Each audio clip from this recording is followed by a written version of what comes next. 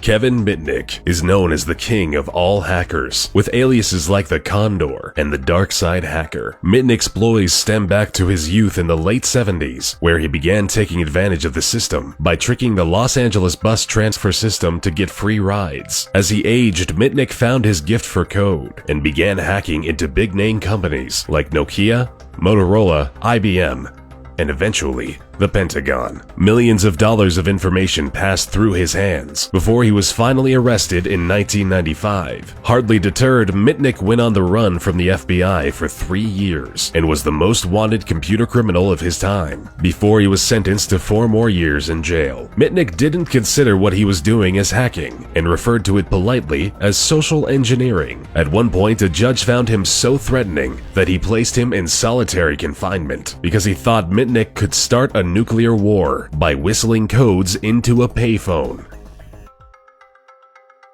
The dangerous British hacking duo of Matthew Bevan and Richard Price took the world for a potentially deadly ride for several weeks in their youth back in 1994. They began by attacking the Pentagon's network for several weeks and progressed further by stealing battlefield simulations. If that wasn't enough, they started intercepting messages from US agents stationed in North Korea and accessed sensitive material from a Korean nuclear facility. This was all incredibly alarming to the US because at the time, Price and Bevan were using US systems to infiltrate information from Korean systems, which, simply put, nearly sparked an international incident.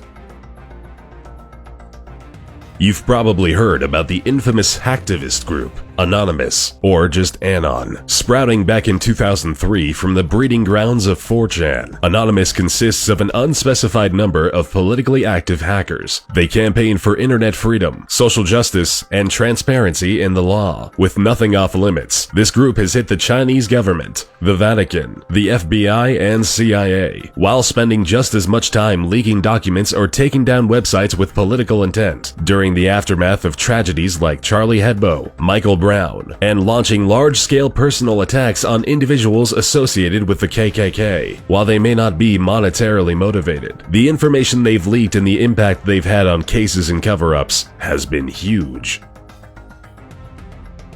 Little is known about Astra, which is the net alias of this notorious hacker, who spent half a decade in the mid-2000s stealing high-profile weapons technology data and software. Astra would quickly sell this information to people and organizations across Brazil, South Africa, the Middle East, and the rest of the world. While no one knows how much money he was able to make or where it went, the damages he caused are estimated between $250 and $361 million.